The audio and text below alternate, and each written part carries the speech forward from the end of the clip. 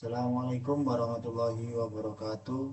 Perkenalkan, nama saya Muhammad Arin Alhaq dengan NPM 2478252. Di sini saya akan melaksanakan tugas hands-on yaitu analisis data untuk teknologi TI. Di sini saya akan mengerjakan tugas yaitu quiz assessment, membuat video hands-on. Oke.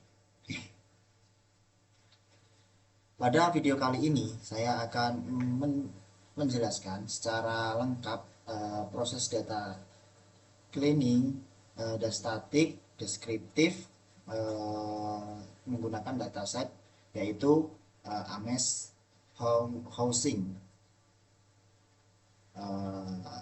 Apa sih AMES Housing itu? AMES Housing itu adalah data perumahan atau kota di Ames di Australia.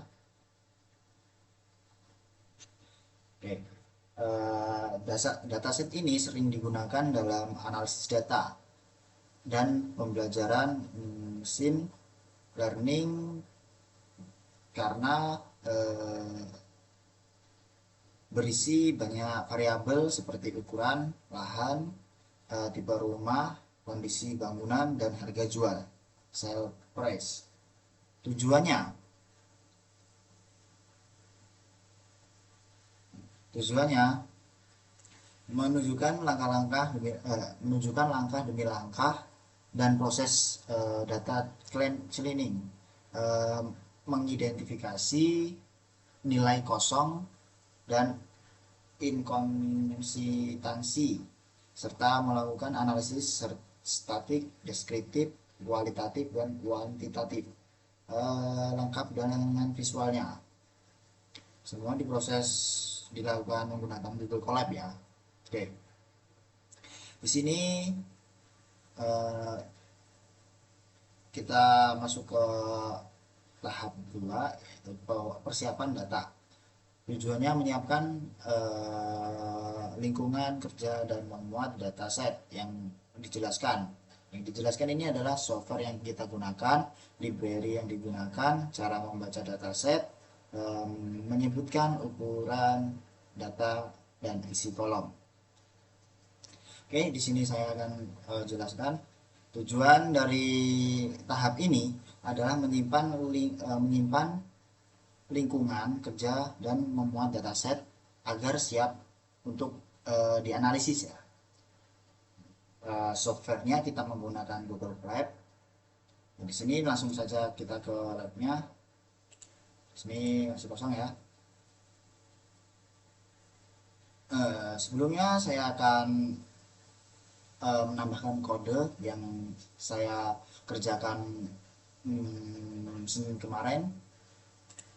Sini udah ada kodenya ya.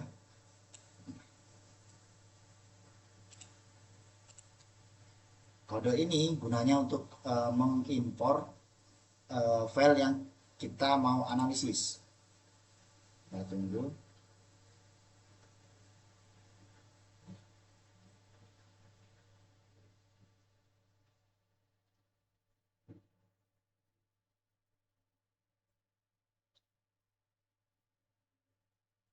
Sorry. Kita gunakan Mongoose.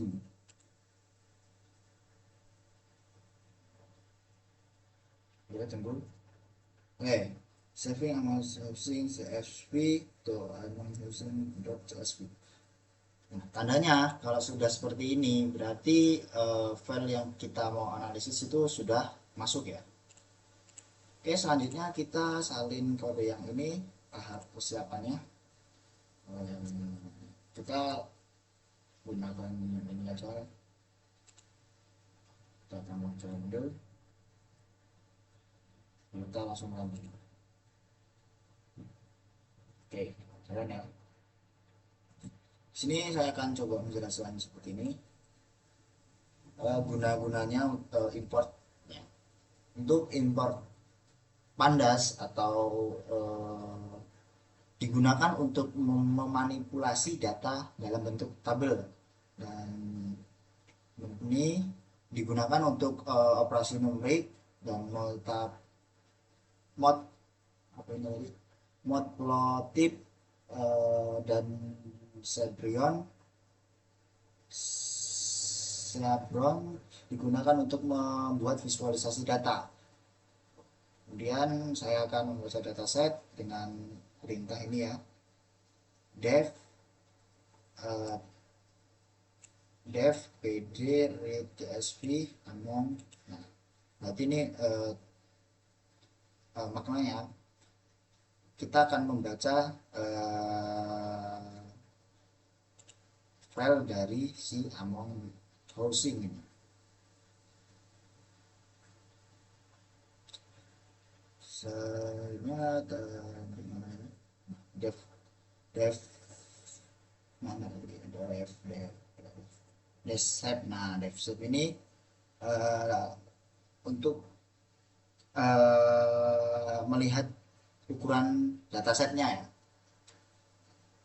maka dia menampilkan output yang kita yang ada di dalam CSV-nya. Ada di sini ada maknanya, ada penjelasannya, ukuran dataset baris koma kolom 2930, kolomnya 82. Jadi si barisnya ada 2930 dan kolomnya ini ada 82. Di sini ada daftar-daftarnya ya, daftar nama kolom datasetnya. Ini sudah ada datanya apa, ada nama-nama si kolom, ada si order, ID, supplies, oke. Dan kita akan menampilkan 5 baris pertama dari dataset. Nah, di sini ada order, ini untuk kolom-kolomnya ya, kita menampilkan cuma sampai 5 baris dan 82 kolom. Oke.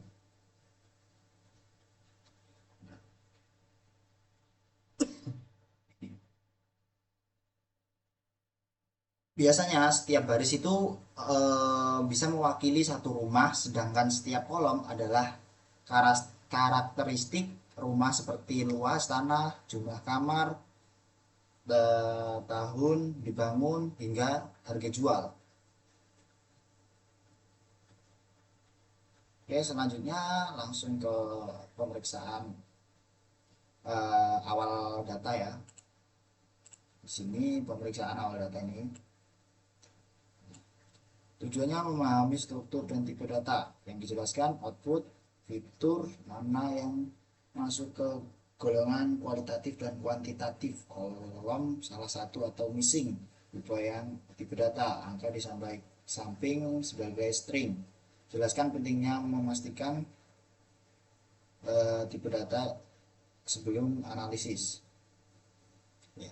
Sini kita ambil kode dari ini pemeriksaan ini ya.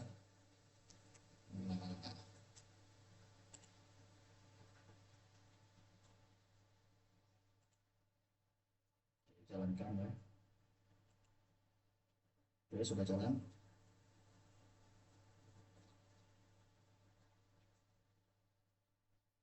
Nah, di tahap ini ya, kita memahami struktur dan tipe data agar kita tahu mana variabel numerik dan mana yang kategorik. Pertama di sini ada, nah ini info dan nama, nah ini, nah ini ya, nah ini nanti outputnya menunjukkan nama kolom, jumlah yang di apa ya, jumlah yang tidak kosong dan tipe datanya. Nah, contoh tipe datanya ini integer, float, objek, itulah ya. Itu contohnya. Selanjutnya saya pisahkan kolom berdasarkan tipenya di num ini ya. Nah, di sini ini untuk memisahkan kolom dan nomornya. Jadi outputnya nanti semisal ada eh, kolom numerik kualitatif 37, berarti ada 37 data yang kualitatif. Begitupun yang kategori si kuantitatif. Oke. Kemudian saya juga memeriksa apakah ada kolom yang seharusnya numerik tapi tersimpan sebagai teks. Di sini saya sudah siapkan. Nah, ini tadi outputnya if cost.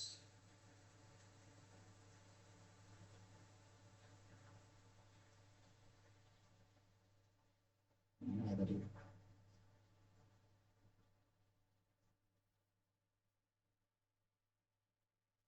Oh di sini ya. Nah, di sini. Kolom yang seharusnya numerik tapi tersimpan sebagai teks. Dan semisal tidak ditemukan kolom numerik yang tersimpan sebagai teks, nanti semisal menemukan tampilan teks, maka dia akan mengeluarkan output kolom yang seharusnya numerik tidak tersimpan sebagai teks. Sedangkan tidak menemukan kolom sebagai teks, maka dia akan mengeluarkan tidak ditemukan kolom numerik yang tersimpan sebagai teks.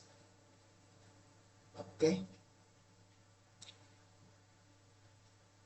Outputnya ini maka seperti ini ya.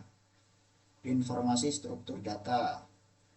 Oke, jumlah baris ada 2930, sedangkan jumlah kolomnya ada 82. 10 kolom pertama ya, 10 kolom pertama dan tipe datanya. Nah, ini contohnya. Di sini ada order dari 2930 ini, tipe datanya integer. Terus si PID, terus ini juga sama ya. Di sini ada yang berbeda nih, ada 198 objek berarti cuma ada si lainnya. Keterangannya ini menunjukkan jumlah data tidak kosong pada setiap kolom. Jumlah kolom numerik kuantitatif dan kualitatif. Jadi data di sini ada 39 kuantitatif dan ada 43 kualitatif. Ini ya. Nah, ini contoh kolom numeriknya kuantitatif. Nah, order, ID, MS subclass, load, terus sedangkan di numeriknya di kategori kualitatif ini ada MS zoning, straight, align, load, shape. Nih, jadi ini kan outputnya berarti ini tidak menemukan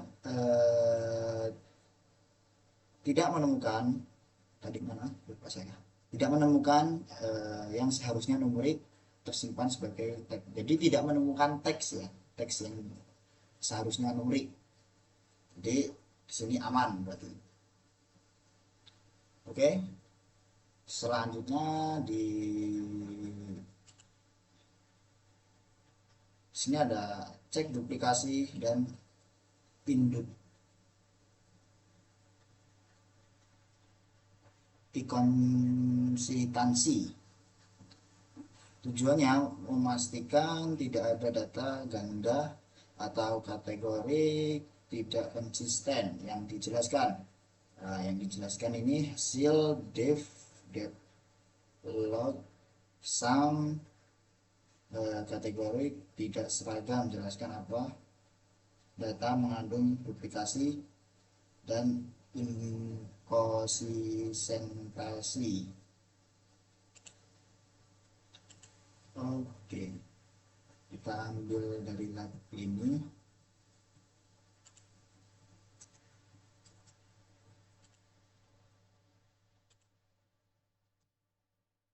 Langsung kita jalankan.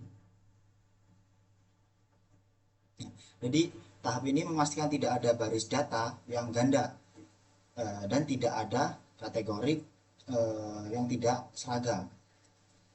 Di sini ada kodenya ini duplicate def duplicate dev duplicate sum print jumlah data duplikat ya.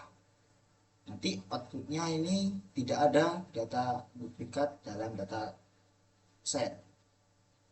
Kemudian saya periksa inkonsistensi teks. Saya periksa inkonsistensi teks. Nah, ini from in code chat code. Nah, ini ya. Nanti kemungkinan inkonsistensi di kolom. Jadi misal jadi outputnya nanti seperti ini dia. Jadi outputnya ini duplicate null, tidak ada duplikat data dalam dataset.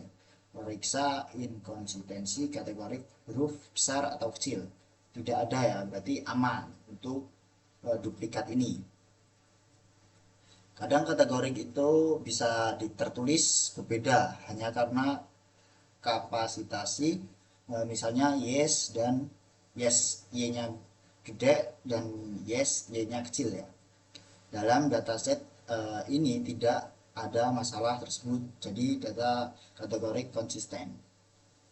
Selanjutnya, di sini ada cek missing value. Nah, tujuannya mengidentifikasi data kosong dan menjelaskan strategi penanganan yang dijelaskan ini hasil dev biasanya sum atau visualisasi kolom dengan missing terbanyak, alasan memilih medium untuk menarik modus kategori. Oke, di sini kita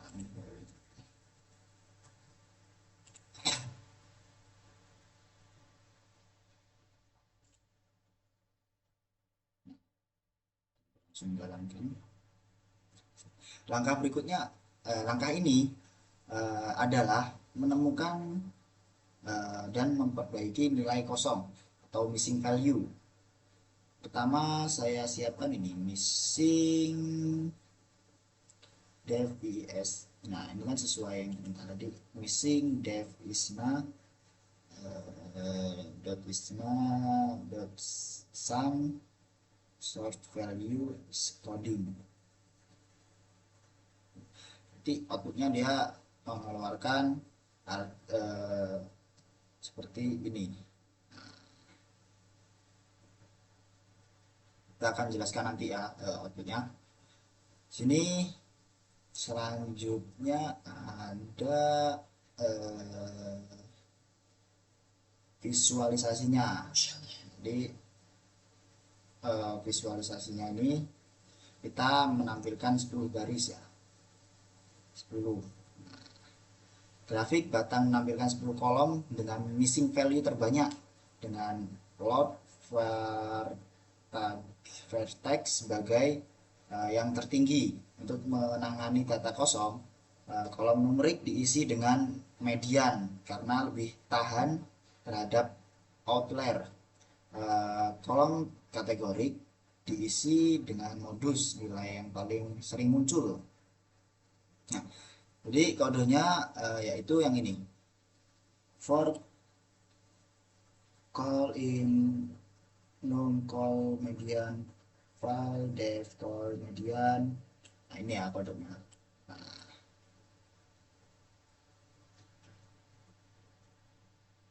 nih, maka dia mengeluarkan output seperti ini. Nah, 10 kolom dengan missing value terbanyak, yaitu value terus missing feature array k mas square tipe. Nah, ini kolomnya ya. Jadi sisa missingnya ini setelah ditangani udah selesai lah ya, berarti udah nih data-data yang kolom dengan missing value nya ada banyak ya. Yang paling banyak ini ada QC. artinya semua data kosong sudah berisi, dan dataset ini bersih dan lengkap ya, berarti sudah tidak ada yang namanya data yang missing value atau tidak ada data yang kosong.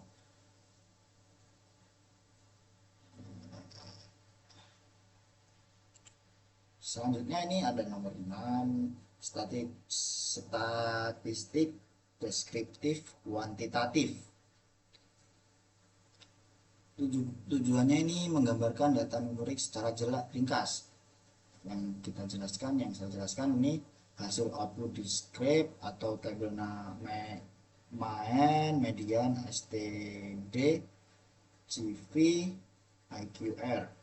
Berarti nilai rata-rata sampingan buku CV, satu contoh infeksi, contoh rata-rata. Oke, sini kita ambil data terlebih dahulu ya, datanya sini.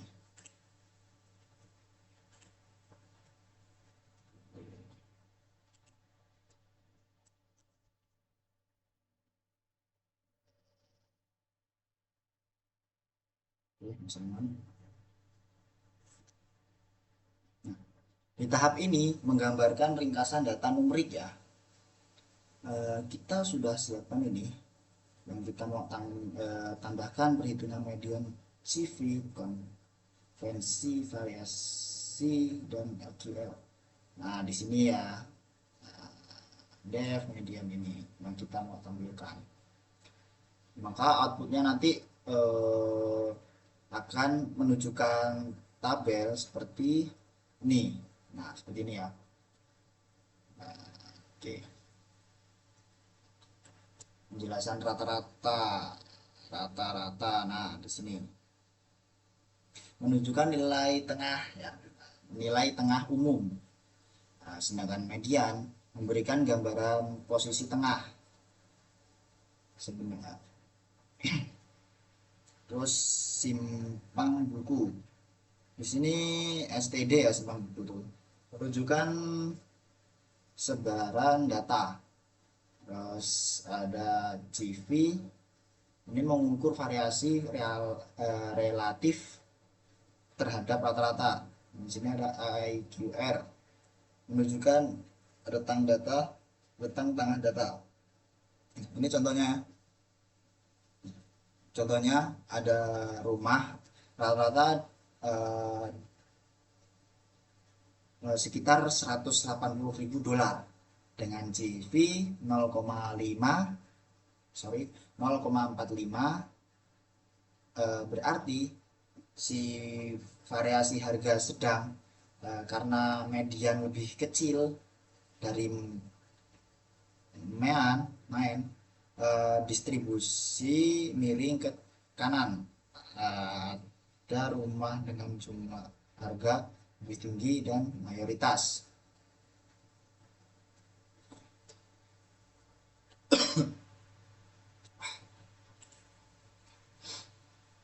Sini ada nomor 7, statistik deskriptif dan kuantitatif sama. Tujuannya menunjukkan distribusi kategori yang menjelaskan frekuensi dan persentase variabel dominan, makna terhadap konteks. Oke, kita ambil data input kode.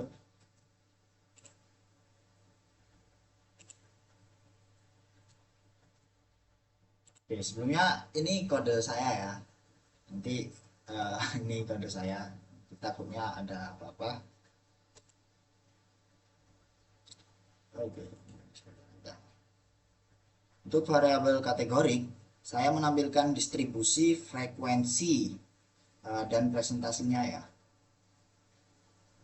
Di sini ada kodenya nih, for call in cat cost distribusi kategori pada kolom. Contoh inputnya RL 68 itu ya. Jadi ini hasilnya ya, ini ada beberapa menentukan kategori dominan. Di Distribusi kategori pada kolom missing MS zoning, frekuensi presentase ini RL 2273 frekuensinya ini, terus presentasinya 77,58%, sedangkan RM 40 462 dengan persenan presentase itu 15,77. Dan kategori dominan ini ada 77,58%. Distribusi kategori pada kolom set frekuensi presentase set rate ini ada PAF 2918,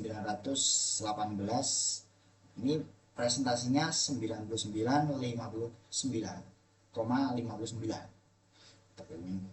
PAF 90 ini oke.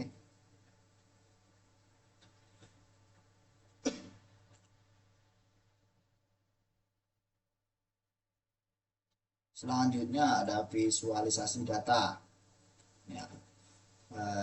Tujuannya memperjelas distribusi dan hubungan antar variabel yang dijelaskan, jenis grafik yang digunakan historis, block plot, bar chart. Apa yang terlihat dari grafik, kowet, outlier, dominasi, kaitkan dengan hasil statistik deskriptif. Contoh seperti menunjukkan ini ya. Oke, kita ambil kita besarin dulu.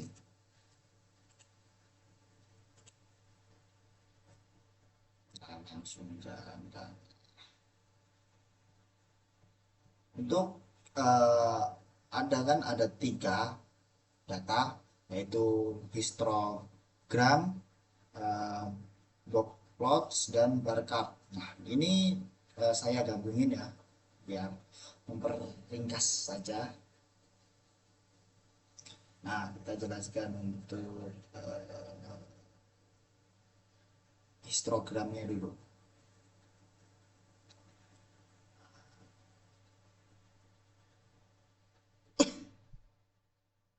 Output menunjukkan grafik miring ke kanan, mendapatkan lebih banyak rumah berharga rendah dan hanya sedikit yang sangat mahal. Ini ya, ini untuk menampilkan data rumah yang sangat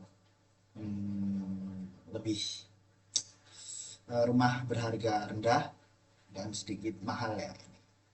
Nanti grafiknya ke miring ke kanan. Ini untuk histogram. Maksudnya ada box plot. Nah, box plot.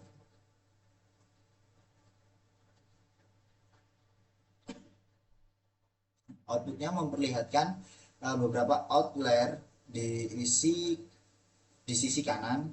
Harga tinggi outlier ini menggambarkan rumah-rumah mewah dengan harga ekstrim.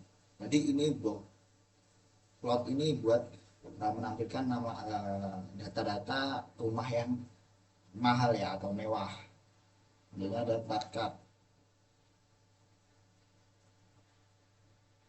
Nah, bar chart ini menampilkan distribusi kategori, misalnya MS zoning, batal paling tinggi RL, menandakan kategori itu paling banyak. Nah, ini kurang lebih gambaran visualnya. Nah, di sini ada distribusi numerik ini, histogram sel basis ini mendapatkan sebagian besar nilai berada di bawah rata-rata. Terus ada block plots. Dari block plot terlihat adanya beberapa titik ekstrim di bagian kanan yang merupakan outlier rumah dengan nilai sangat tinggi. Sedangkan ada eh, bar chart kategori dengan frekuensi tertinggi pada MS zoning mendominasi data menunjukkan kecenderungan umum pada variabel ini. Jadi visual ini mendukung hasil statistik sebelum histogram dan block plots memperhitungkan distribusi harga miring ke kanan dan ada outlier, sedangkan bar chart memperkuat dominasi kategori kategori tertentu pada data kategorikal. Lanjut. Oke, nomor 9. Ringkasan dan penutup. Tujuan menegaskan pemahaman start here. 25% 2 sampai 3 poin pertama hasil analisis dan singkat. Oke. Untuk nomor 9 ini ringkasan dan penutupan. Jadi saya mengambil kesimpulan yaitu dataset MS House sudah berisi dari duplikasi, inkonsistentasi, dan missing value. Selanjutnya ada hasil statistik deskriptif menunjukkan harga rumah rata-rata $180.000 dengan variasi yang cukup besar. Kategori RL pada kolom MS zoning paling dominan, artinya mayoritas rumah berada di zona perumahan. Kepadatan rendah, jadi yang terakhir ada visualisasi memperjelaskan pola distribusi dan mendeteksi outlier. Dengan demikian dataset ini siap digunakan untuk menganalisis seperti eksplorasi hubungan antar variabel dan perbuatan model prediksi harga rumah. Saya rasa cukup untuk video hands-on voice kali ini. Apabila sebelumnya saya mohon maaf saya agak nggak enak badan dan suara saya agak serak. Saya rasa cukup. Saya akhiri. Wabillahi taufiq wal hidayah. Wassalamualaikum warahmatullahi wabarakatuh.